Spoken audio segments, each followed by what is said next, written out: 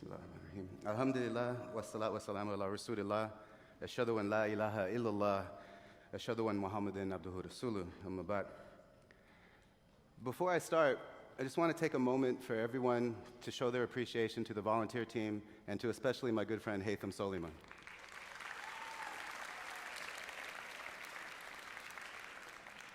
As someone who, after I became a Muslim, very quickly got involved with Texas Dawah, seeing you here and seeing this convention thriving again warms my heart. I think it's undeniable at this point that the Trump campaign and the election of President-elect Donald Trump has had an effect on our community. However, I want to make the case today that for the most part, he's had the absolute wrong effect on us. And I want to make the case that what we are seeing from the Muslim community response and reaction is a lack of creativity in our thinking and basically relying on our reflexes instead of being innovative in a good way on how to respond to the environment. Just yesterday, there was an impromptu session I got pulled into with our youth, students from the 2nd grade up into the 7th grade. And the session was supposed to teach students their rights. And you know, when you have that big disparity of students, it's very hard and very difficult to get their attention and keep them focused on you. But once I said the words, President Donald Trump, a hush came over the entire group of students. You could see fear in their faces. And I would ask them questions about how do they think about their future, how do they feel about their security, and they continually expressed fear, bullying, and even reports that we have to verify of teachers being the source of bullying. And this is not unique. Many of you know I'm originally a Texan, a longtime Houstonian, and now a Tennessean. I always joke that I left the religion of the Trinity to the religion of Tawheed, and I left the state of the Lone Star State to the Tri-Star State. So going backwards and crossing over. And I want to make the case today that Tennessee, for the last 5 years, is the perfect microcosm to understand what Trump's America may look like in the next 4 to 8 years. And to do that, I have to do a little bit of talking about what qualifies me to talk about this topic. But before I do that, I have to tell you, after I spoke with the students, one of the main things I tried to instill in them is that the teachers are there to protect them. And the students did not feel that the teachers had their back. In fact, after my session, a CPR session started, and 5 students followed me to tell me more about the experiences they were feeling. One student who stayed to the very end was a young sister whose hands were sweaty and she was physically shaking, and she could not express to her parents or to her teacher the way that the environment has made her feel. This is something, unfortunately, I'm not unused to seeing, but it is unusual and it should be unacceptable. In 2002, I helped found, with a beautiful group of brothers, the CARE chapter that is still here today doing amazing work. And in 2006, I went back to school at the University of Houston to study public relations and got my first involvement with Texas Dawah. And then in 2009, I became a program director, or program manager for Interfaith Ministries and their Interfaith Dialogue Department.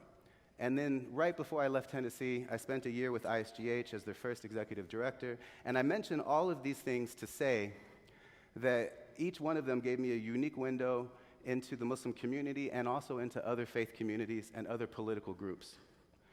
Since 2014, in August, I have been living in Tennessee, in Nashville, you could say AKA Trumpistan.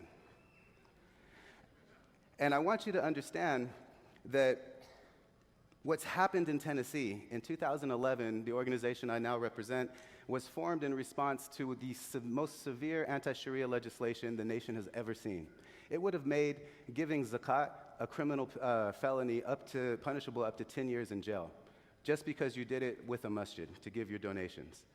Then, shortly after, during the time of the so-called Ground Zero Mosque, in Tennessee we had our own Ground Zero, which was the Murfreesboro Masjid, which I'm sure you've all have seen many things about, where they even firebombed the materials and the equipment to build the masjid in order to work against it. And the U.S. Attorney in Middle Tennessee had to create, with the Justice Department, a legal definition that said Islam is in fact a religion. And this becomes very important later in my talk.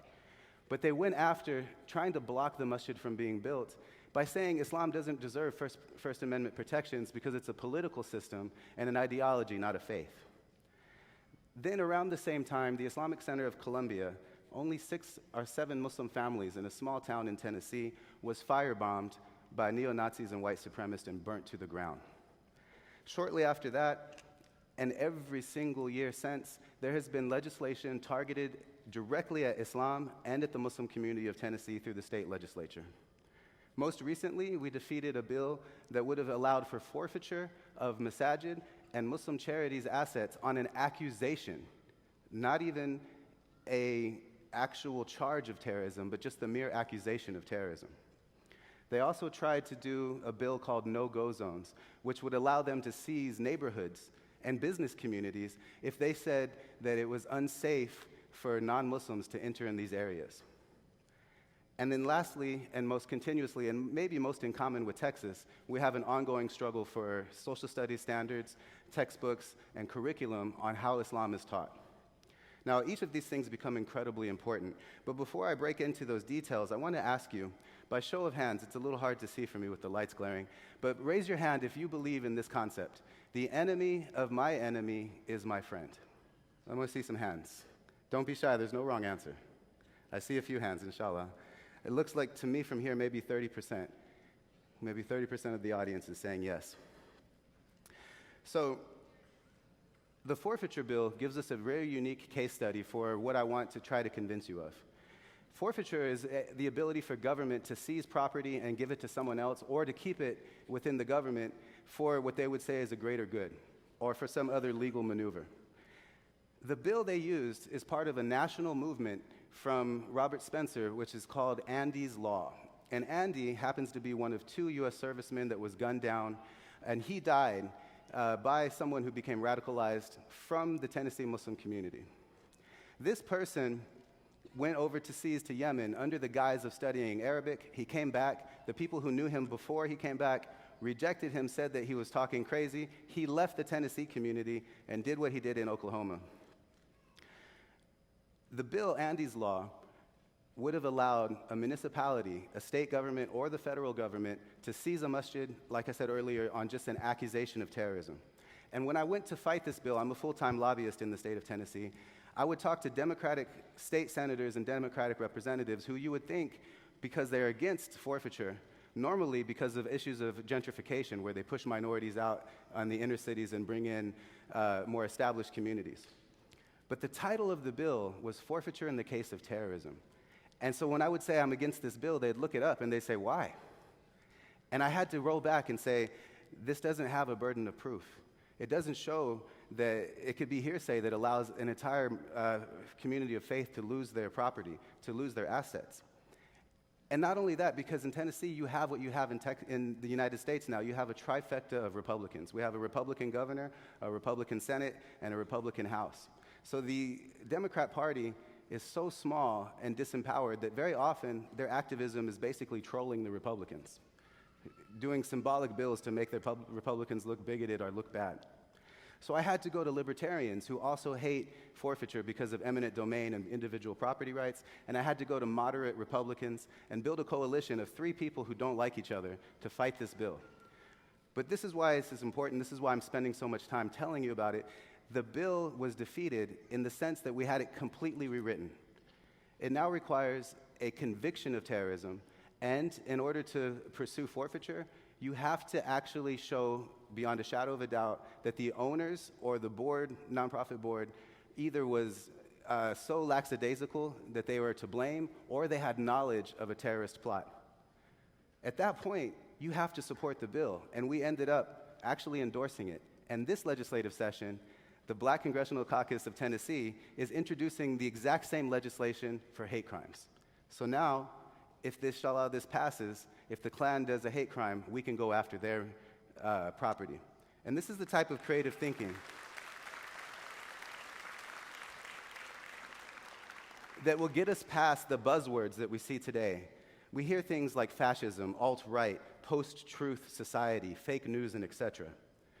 We see tons of people calling us to action, but the loudest voices and the voices that are so reflexive are the ones who have the most sense of urgency, but they're also the ones that did not see the election of Donald Trump coming. And they're telling us to do the exact same things that we did before. The voices are almost apocalyptic in their tone, and they're the very same people that wrote off Mr. Trump from the very beginning, and every time he made progress, continued to write him off. And for full disclosure, I'm amongst those voices. I predicted that Hillary would win by a slim margin, and I was shocked on Election Day. One thing we have to remember is it's called motivated reasoning. Motivated reasoning, or otherwise known as what's called confirmation bias, is a part of human nature. You want to basically prove that something you believe is right. Now this is, and I hope inshallah you take this with the spirit that it's intended, this is especially rampant amongst religious people. As you can see, we have debates amongst Sufis and Sunnis and Shias and Aga Khanis and all of these groups, all of us come to the table abandoning actual logic and abandoning debate technique because we come trying to prove our point and we build our case based on our perspective rather than building our case based on the facts. And so what happens with political disagreement in an age where we've had 50 years or more of work against racism in this country, and the work against racism started off as inspired, and MLK would say things like, we'll never break the grips of racism until we love the racist and they end up leaving racism from themselves out of a display of love. Now, in the last 10 years, we've turned to more of a browbeating and shaming approach of bigots. And yes, bigots should be shamed, and they should actually be marginalized. But the problem becomes, and what we've seen with this election, is it just drove the bigotry deeper. And now, people who haven't voted since Ronald Reagan helped Trump become elected. So anger becomes our narrative, and disgust becomes our language. And any psychologist and marriage counselor will tell you a marriage will be a strong predictor of divorce if the parties are disgusted with one another. If the husband or the wife has disgust towards the other, that marriage is on its final leg. Now, I would like to say that we don't live in a world of left and right anymore. And because we still look at the world through the prism of Republicans and Democrats, our strategies are actually the wrong strategies. It's like using a map for Texas when you're in New York. It will never get you where you're going. And the big problems that this country has faced since its inception are three things. One is the disparity of wealth. Second is political corruption. And third is racism. This country is very clearly established by the Constitution to protect two things. Originally, to protect white men. And since the last 200 years, we've been trying to expand that circle of protecting white men towards all people, and we continue to fight that fight. The second thing is that this country was founded to protect what's called freedom of conscience, or more popularly known as religious liberty, religious freedom. Those two things are enshrined in our Constitution, and it becomes incredibly important when we think about strategy, because if we choose to be a community of faith, we choose to lead all of our activism, all of our work with the deen of Allah subhanahu wa ta'ala and the example of the Prophet alayhi salatu wasalam, then any bill that comes against us, any legislation that comes against us, has to be defeated by the Constitution. And there's only two cases where that won't work. The first is they did in Murfreesboro. They try to reclassify Islam as not being a religion. And the second is if we allow ourselves to operate under the technique and the framing of our enemies. Our enemies present us as a special interest group, and they work very hard to racialize our community. If we become Muslims as a tribe and as a racial community or one identity, what happens is we fall into the same struggle of the last 200 years for all the other groups that were not white Christian men, and we have to fight that fight. And that's a good thing to do. But if we say, I'm opposed to racism, I'm opposed to second-class citizenship, I'm opposed to illegal immigration making Latinos have nothing but the inability to have equal pay, to have no rights in the workplace, because Islam says social justice. It's only a small move from being someone who is against racism to being someone who's for justice. And if we can make that move, any bill that attacks us, as long as we can withhold the line that Islam is a religion, we can defeat, no matter if it passes or not. Now, here's why this becomes so important. Because in 2050, demographic studies have all shown that WASPs, white Anglo-Saxon Protestants, will no longer be the majority in America. So we have about a 33-year struggle ahead of us. Along the way, I said earlier, it's not left and right, it's not Democrat and Republican that matters anymore. If you really think about it, what we're seeing is what's called a rise in populism. And populism, I want to give you, has a couple of main traits that you'll see. The first one is to appeal to the power of the people over the power of the government. Think the Tea Party and think Brexit. Brexit was a referendum of the people. It wasn't an act of the British Parliament. The second main idea with populism is that the real nation, meaning the people who are defined, so in this case with the Tea Party, real Americans, they should be in charge. And that means by default that you exclude minorities and you exclude them their basic rights. You use them for scapegoating, as in pre-Nazi Germany did to the Jews, and you even can lead to attacking them. And this leads me to the connected third part of populism. Populism will say conspiracy theories that will make people believe their points. And that's why you have this rise of fake news and a long-sown distrust of the media. The media tells you things that aren't true, and what becomes confirmation bias at a massive scale in America.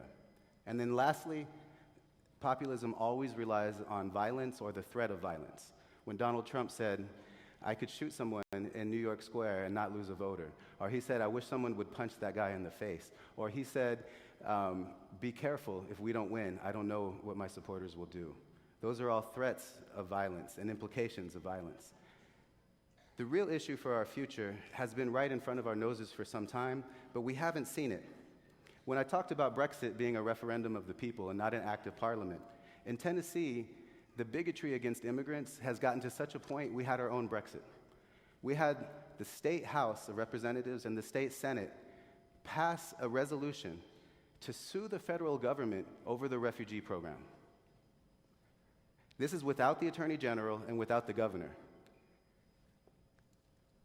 So these Tea Party people in the Tennessee House and Senate have said, I know better than our entire three-party system, our three judicial and legislative and then executive branches. We're going to just represent the people's deal, and we're going to go to the Supreme Court and sue the federal government because we don't want refugees coming in to our state. And here in Texas, you actually have a lawsuit, and you have a governor working against immigration. This is scapegoating and blaming of a minority. Why has this been in front of our nose for years?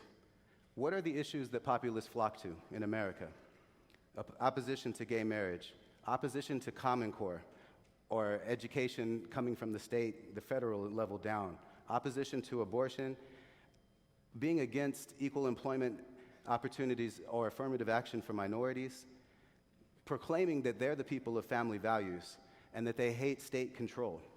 Environmental issues, where any time the environment is used in a way that they say affects local jobs, and then trade when it comes to American products not being produced in America, or loss of jobs and then loss of competition for American workers. Those are all things that are basically saying the federal government has gone too far and we're taking the power back. The Tea Party wishes to define what real Americans are as white, Caucasian, Christian men. Unfortunately, as a Muslim convert, I've heard so many times that those Americans, coming from you in the audience, and what you mean is white people. So you are agreeing with the Tea Party, and this is why I'm saying we have to have a different style of thinking. The signs have been clear, and the issue is about local control because Donald Trump will have the ability to put in up to 3 Supreme Court justices. Why is that important? Islamic law is based on maqasim. American law, in practicality, is based on precedent, meaning the rule before, the rule before, the rule before. The precedent, the last rulings, are the direction of the law. This protects our community if we are a faith community.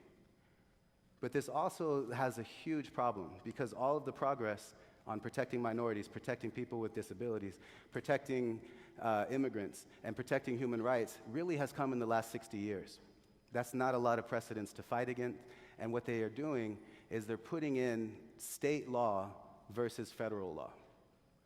So what will happen if they get enough Supreme Court justices in, the first thing they'll attack will be gay marriage and abortion, and they'll allow states to deal with it how they want. And then the second level of attack will be privileging religion in the state, putting one religion more over others. And you see this in Texas and in Tennessee with the textbook issues. They've actually, here in Texas, how many people saw the post that went viral where slaves were called workers in the McGraw-Hill textbooks in Texas? You saw that, right? That book is a direct result of when they attacked Islam in the textbooks, saying that Islam was treated too favorably. And then, while everyone was debating the merits of Islam and the social studies standards, they took out Cesar Chavez, they took out Latino history, they took out black history, they took out and justified the internment of Japanese people. The attacks on Islam are literally the beginning, the tip of the spear for the attacks on everyone. But there's a better way. And I'm hoping that, I can't see him, but I want to give you a proof of the better way. A friend of mine from Tennessee made it to Houston. His name is Rashid Faruqaddin. If you're here, Rashid, stand up for a second. There he is, mashallah. Brother Rashid, you're going to really clap in a moment. If you go to Barnes & Noble or you go to a newsstand and you pick up an issue of Southern Living right now, you know Southern Living, Paula Deen, fried chicken, lots of butter, biscuits. Southern Living. Rashid is in the 50 top Americans in Southern Living and the current issue on the shelves right now. Rashid was born to be an outreach person. I think he has actually a twin that he hides from us because of the amount of work he does. But this brother, when it describes why they awarded him as number 27, right? Number 27 in the list. Why they made him one of the 50 best Americans for 2016 is they said he believes in other people, and it's most evident through his work as the president of the Islamic Center of Nashville and as a founder of the American Muslim Advisory Council.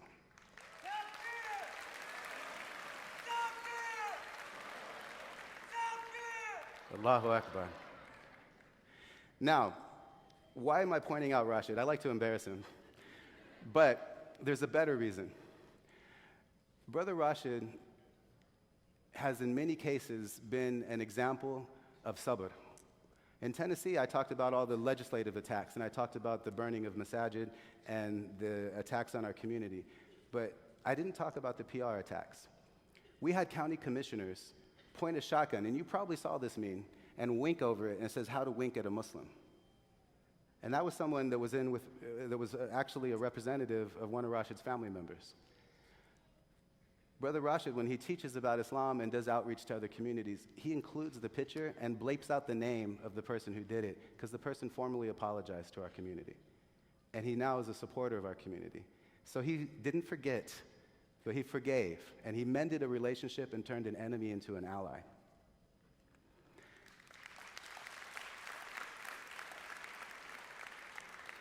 And this becomes very important. Yesterday, Sister Zeba Khan gave a beautiful and powerful lecture on the forgotten community. And she started off with tafsir of the incident where the Prophet ﷺ was rebuked and corrected for turning away from the blind man. And I talked to Sheikh Yasser Birjaz after the sessions last night and asked him about this ayah. And he told me that I look at the ayah even more extreme, that the man represented everything that was considered undesirable at the time. Not only was he blind, but he was also poor, and he was miskeen. And he gave me a very beautiful tafsir. And what I asked him afterwards, I said, so it's all about turning away from someone seeking knowledge? He said, Naam, yes. I'll tell you that the history of Islam became solid when Abu Bakr, Omar, and Hamza all became Muslims, radiallahu anhu. These gentlemen were people of influence. So very often we take the wrong lesson from a hadith. You have to go to the person seeking knowledge, but you never, ever deny people knowledge. Now, I'd like to conclude with an analogy that may be a little difficult to swallow. But I talked about populism. I talked about America. And if you look at what they're doing, they're building a new tribe. and they're trying to define the tribe as a narrow group. We've entered a time of neo-tribalism, or as American Jahiliyyah. We could call it that. And if we can call it American Jahiliyyah, what I would represent to you is that Islam came to destroy tribalism. It gave you La ilaha illallah Muhammadun Rasulullah, and it made anyone who sincerely believed in that part of the in-group. The American experiment very much did the same thing for a time. It allowed people of any color, any race to be somewhat equal before the law, if not fully equal, while we have all of our imperfections we don't gloss over and we don't minimize. But we live in a new time where the rise of populism isn't just in this country, it's across the globe. From Brexit to France, they're having the National Front almost able to win the presidential election in that country. We're seeing globalism, we're seeing populism and fascism on the rise across the entire globe. Why is this important for us? Because if you think of Americanism as breaking tribalism, then you can think of Donald Trump as the leader of the Khawarij. The people who went too extreme, who went too far, who left the religion like an arrow leaves its bow or goes through a target. And if Donald Trump is the Khawarij, what I would tell you is American Muslims are best positioned to be Ibn Abbas, radiallahu anh. We have to debate on the merits of what made America great with the other side, with the goal of doing what Ibn Abbas did. He brought 50% of the Khawarij back to Islam. If we could do that, we will become a community of Islam. Our Muslim identity will be rooted in our faith, not in our self-interest, and our faith will be protected by the US Constitution, and most importantly, we will deny, actually that was the most important part, but tactically, we will deny the enemies of Islam all of their attacks. They say we want to take over. So what do we respond with? The Constitution. They say we want to impose our values on other people. What do we respond with? Freedom. Because we heard it so many times during this convention and the convention last year, and anytime a Muslim talks about living here, they always say, you practice Islam better in America than you did in your home countries, right? If you believe that, then it's time for us to use that as our dialogue. Now, I want to conclude by introducing a very good friend of mine, someone whom I respect dearly, and who's going to talk about these strategies on coalition building and how to make coalitions strong. Many times coalitions are fickle because of things like we only care about immigration when NSEERS and we're going to be deported happens. But we don't care about Latinos being deported or them having issues until it's our neck on the line. And we approach relationships with other communities through a PR stunt model and not through authenticity. And here's the benefit of the strategy I'm laying out for you. If you become a community of faith, you stand with the oppressed because of your faith. That means your standing with others is more authentic. They respect you, they'll stand with you more. And Brother Mujahid is an expert in working with minority communities, and we'll also talk about how to foresee breaks in fickle coalitions so that our coalitions are stronger and we clearly set expectations. So please welcome Brother Mujahid to the stage. Assalamu alaikum wa rahmatullahi wa barakatuh.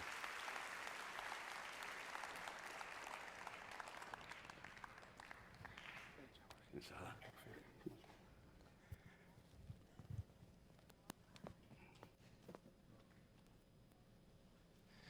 Assalamu alaikum wa rahmatullahi wa barakatuh. Assalamu alaikum wa rahmatullahi wa barakatuh. MashaAllah, you guys be very enthusiastic about this topic. It's very relevant. Is the mic good? We're good? Okay, alhamdulillah. I think whenever you guys looked at this topic, a lot must have crossed your mind.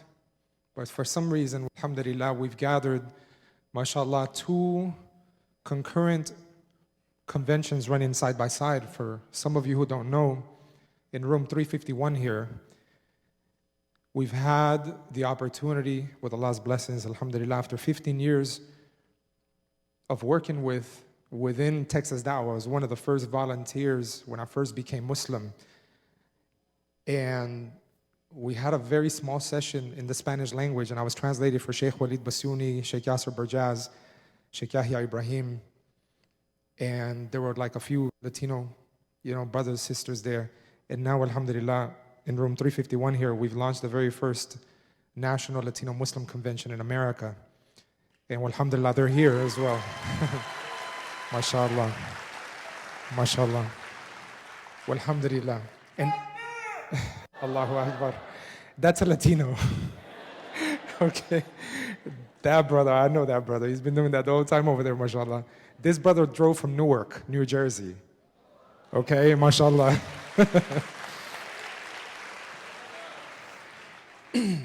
So, mashallah, we are here in one room, and that's why it's, mashallah, it's packed. It's good. And we are very diverse and we're different. And what I would like to speak about in the next few minutes, bi'idhnillah, is a little bit about how this Trump effect could be possibly one of the best opportunities that we've had as a community in this nation and in the world. Sometimes whenever we were going through the whole election cycle, I'm sure as Muslims and as a person who goes throughout different communities, delivering the khutbahs or programs, I could see the sort of feel emotional kind of decay of the Muslims as they heard a lot of the rhetoric and as they experienced some of the backlash, because it's undeniable that there has been an increase, some say even 400%, 500% increase in hate crimes.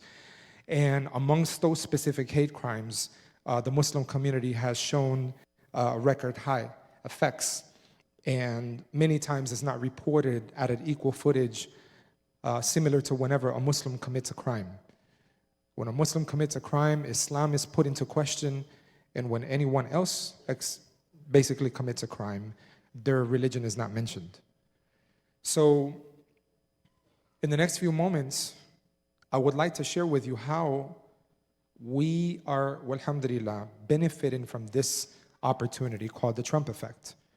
And I hope, inshallah, that you consider that this issue of the Trump effect could be some era of empowerment for the coming next at least 4 years and beyond, if we as a community play it properly. You know, the night when I found out that Donald Trump was elected, I stayed up, I watched the whole, votes being casted and so on, and I saw the whole story. It was like a story from like 7 p.m. I started watching TV all the way until 4 in the morning. And all of America was shocked. I was very shocked. And the first thing that I wanted to do is have a game plan. My game plan was simple. My game plan was to take my daughters to school. That was it. I wanted to take my daughters to school. My daughters go to an Islamic school here, alhamdulillah, Montessori Islamic School, the Ilm Academy, from some of you who are here. Alhamdulillah, it's a good school. Muslim school. Muslims are there. I know they're going to be talking. And I wanted to be the first person to introduce them from this issue of what would become an effect of Trump being elected. And I wanted them to hear it from me. Because as a parent, we have to be able to psychologically and emotionally frame things for our children. Because if we don't do that, and we just pass off fears, that's the generation that we're going to get moving forward in America. And I didn't want that to happen with my daughters. I want them to be confident, and I want them to feel empowered in the society they live in. So my 8-year-old and my 11-year-old, alhamdulillah, we drove, and I told them Trump was elected last night. And it was shocking to them. One of my daughters said that in their school they heard someone saying, another 8-year-old, that if Trump was elected, they would be moving to Canada. And my 8-year-old was so concerned because she's like, oh, so-and-so is going to move to Canada. Someone else said even worse things. Some of the things that they said was, now with this president, are we going to be in danger? And one child said, are we going to die? Now that's an Islamic school, and it's, alhamdulillah, it's a good Islamic school. Nothing against the educators. If you look at a documentary that came out from Jorge Ramos, the Latino reporter that, defied Trump and he was kicked out, right? He went on to make a documentary. I highly recommend you watch it. It's called Hate in America. Hate in America. He went into the woods and spoke to someone from the KKK in the woods. He went to a school where there were Latino children, and he sat with them after Trump was elected. And those kids, when they were asked, what do you think about Donald Trump? Some of them couldn't respond. They just began crying. So over here at this Islamic school, they're expressing themselves. Over here, these kids couldn't even talk because they felt that their families were going to be broken up.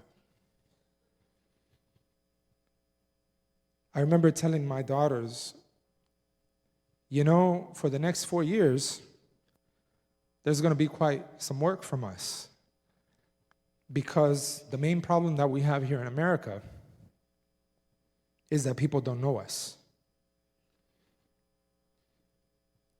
And the main problem is that we as Muslims have not really let them know us. You see, I embraced Islam 3 months before September 11th. And my father embraced Islam a little bit before September 11th, and he was 57 years old. And as soon as September 11th happened, the Muslim community asked us to speak in front of the Latino media because they didn't really have representation to speak in the Spanish language. And as a 3-month-old Muslim, after September 11th, I was kind of thrown into that situation. After September 11th, speaking about what this community was and what we believed in, I found myself in churches and other places, and I remember place after place that I went to, sometimes they would clap and they were so happy to hear, and over they would ask the question, how come your community has never come and told us about this? About you are, what it is that you are, what it is that you believe in. It's beautiful. I remember one lady, she said, this is beautiful. You should come to our church every week. And all I was saying was why I chose Islam. And for many of you who don't know, I used to be a leader of a gang in the city of Houston, Texas, when I was 13 years old, all the way to 16. And I was shipped off back to my homeland, Colombia, South America, to get myself right. Then I came back and I searched and I looked into so many different religions and I found Islam. When September 11th happened, I'm like, why are Muslims running away from their religion? Some taking off the hijab, some cutting their beards off. I just arrived at something that gave me some certainty about life. Why are Muslims running away? Why had they not told people about what it is that we believe? Why don't people know Muslims? Well, Muslims make up maybe 1%, 1.5%, maximum 2% of the overall US population. So we have a challenge in educating 98% of the population. And physically, as we go around the whole United States doing a program called What Do Your Neighbors Think of You and Why? Before we do open houses, I'm a founder of an organization called Islam in Spanish. And before we go to communities and partner with them to do open houses for the Latino community who are not Muslim, to let them know about what Muslims are, we realized we have to deal with the community, the Muslim community first. Because when non-Muslims would walk in mosque, it was challenging for us to be able to deal with them because the Muslims sometimes were not prepared for so many Muslims to walk in. Somebody walk in with their shoes to the mosque and someone else dressed in a certain way, and it was challenging to get non-Muslims to walk inside mosque. Challenging. So we started doing something called What Do Your Neighbors Think of You and Why? And I actually act as a non-Muslim. And I say, hey, if I live down the street and I come to you and I say, if you have the truth, how come I haven't heard about it? The majority of Muslims in the responses all over the US say, we're busy, we're at work, we're getting an education, we don't have the ability, this and that. And there's a PowerPoint presentation, we go down and asking certain questions, and in the end, The last thing says, if this is so, then why don't you go back home? And it just hits them because they're like, oh my God. And I said, because you see what you just mentioned, you don't really care about telling that person. You're busy doing your own thing amongst yourself. And this is the problem that we're facing. If we continue that line of reasoning, we're going to be weakened. And the way moving forward is that we're going to have to, as a minority, build coalitions with other minorities so that the things that pains them, that pain us, that we come together to then do something about it. And I would like to just show you in a couple of slides, alhamdulillah, how we've been able to enhance the image of Islam and Muslims in the Latino space, being that that's a space that has very developed media outlets such as CNN in Spanish, which is international, and the things that we've done to be able to somehow be a bridge between this minority of Muslims and this ethnic minority of Latinos, which is the largest growing minority growing in the United States. For some of you who don't know, the U.S. Census Bureau in 2004 estimates that by the year 2050, 1 out of every 3 Americans will be a Latino in the United States. 102 million. MashaAllah. See? That's what you're going to get. You're going to get a bunch of these guys. MashaAllah. So what happens is the Latinos, they live in the Western Hemisphere, right? We're from South America, Central America. And some of the people who came and built, mashallah, the masajid and started the Islamic schools and so on, came from the East. So there is a cultural way of transitioning. And sometimes the community came, set up places to then live amongst themselves and kind of isolated from society, naturally as a minority. Then they sometimes segregate, like it's us, right? The Arab with the Arab, the Pakistani with the Pakistani, the Indonesian with the Indonesian. These ethnic divides make us weaker and weaker and weaker. The way out of the situation,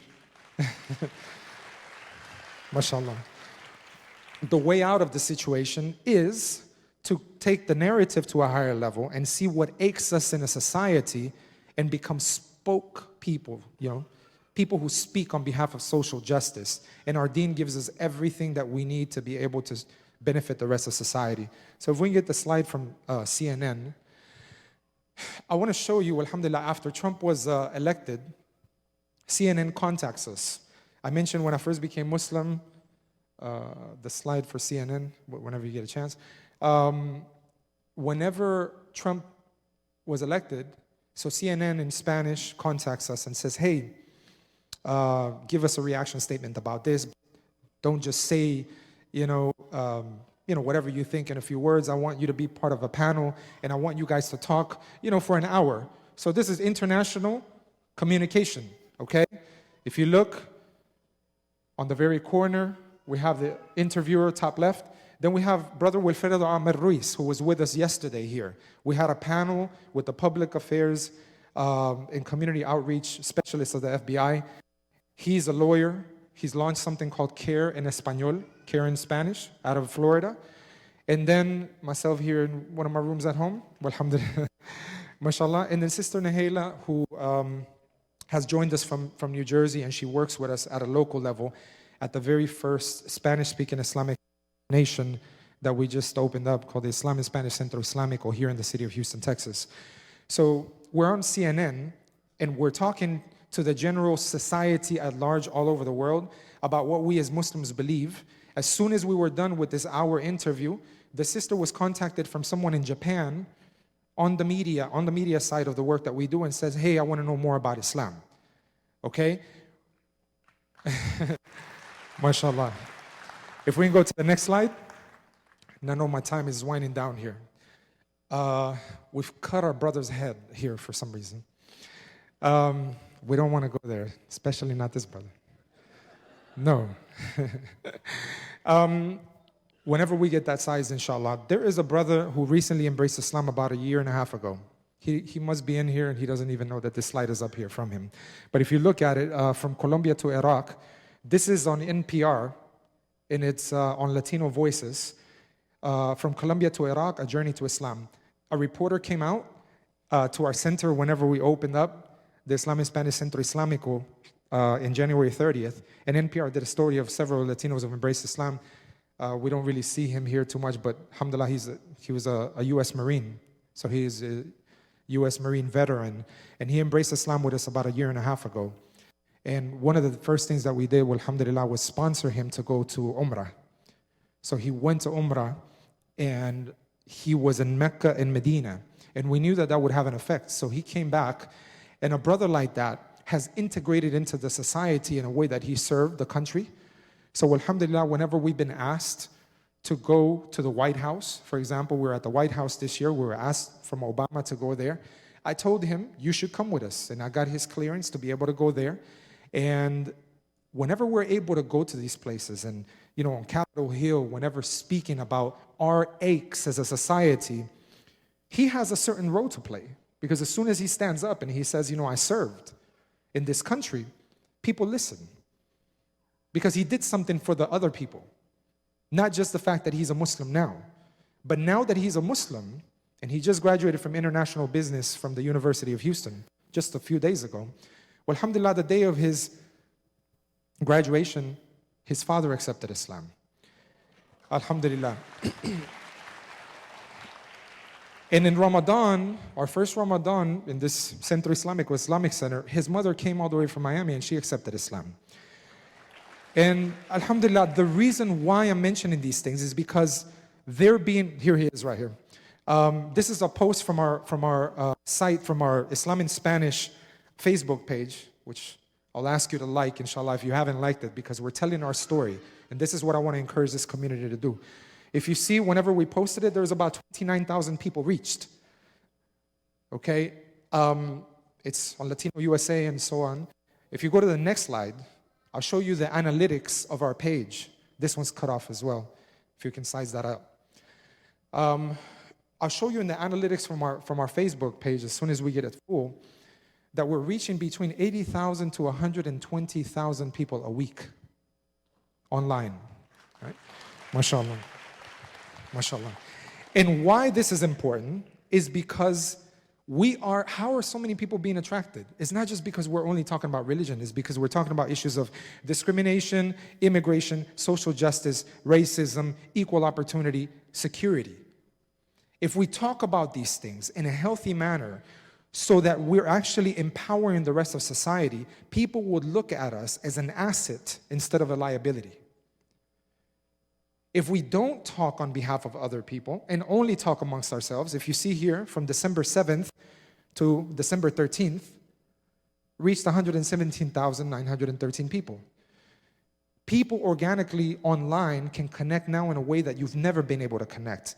But what we need as a community is the right messaging. And we can't have the proper messaging to empower others unless we actually care about others. وَمَا أَرْسَلْنَكَ إِلَّا الرَّحْمَةَ لِلْعَالَمِينَ. Prophet ﷺ, Allah said about him, I didn't send you except as a mercy to mankind. If Muslims live with mercy with other people, even though they may not share their same faith, but they love for them what they love for themselves in humanity, other people will be able to gain a sense of benefit, and we will see that people will want to partner. The Latino non-Muslim community now contacts us. Univision, and I'll end with this. Univision, they contacted me and said, can you give a statement about what the governor of Texas mentioned about getting rid of sanctuary cities? For some of you who don't know, right, amongst the community, because maybe immigration is not such a big issue for the Muslim community. Some may have this issue, but for the Latino community, it's been huge, right? Which underlying that could be racism and could be limited opportunity for a group. But it was interesting that a reporter from Univision contacts and says, can you give a reaction statement based on Texas governor saying they will get rid of sanctuary cities, meaning they'll get rid of the right for someone undocumented to really have some civil rights here in America. And in New York, in Illinois, in California, the governors are against this. So they're challenging Trump. They're saying we're not going to break up families. And then the governor of Texas wants to do this already, like right now, before he even, is officially in place. So I told the lady from the Univision, I said, I'll give you a statement, right? And when we got on, I used my phone on FaceTime. Nowadays, it's so easy on FaceTime. And I'm in the, LAX, and I said, hey, she said, what do you think about this? I said, well, I'm here in California about to fly over to Houston.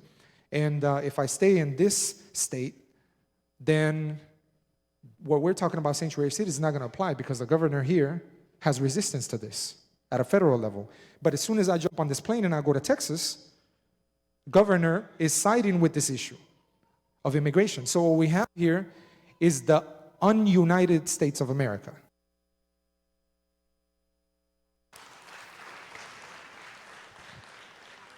And that's not healthy for us as a community because we have to respect leadership, and leadership has to be clear in a sense that we all move together as a nation.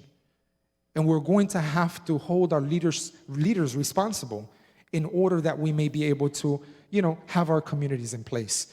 That aired, and approximately 2 weeks later, on the cover of Time magazine, as you saw, Man of the Year, Trump. Underneath it says, President of the Ununited States of America. And Allah knows best. I'm not saying they quoted it from me, but there's an observation. So I'll leave you with this, brothers and sisters. Coalition building and alliances have to do more about what aches other people, not just yourself. But if you find the common ache that someone else has and you also sharing that, we should build strategic partnerships because this is the way that we're going to work with others based on common values. And whenever we come together on an alliance based on virtues and injustice and access to rights and freedom of opportunity, then we'll be telling our story, and our story will impact the lives of many people, and people will come to know us as well-wishers of society, people who build and not destroy. I hope to tell my daughters, and I hope we can tell our children, that we will, inshallah, go on to tell our story, and we'll be proud to be Muslims, and we'll add value to the United States of America and to the world, and that we're never going to let anyone saying anything about us define who we are. But we're going to take actions based on our deen, empower and improve the situation, and that, inshallah, with Allah's help, we'll always have His protection. Barakallahu feekum. Assalamu alaikum wa rahmatullahi wa barakatuh.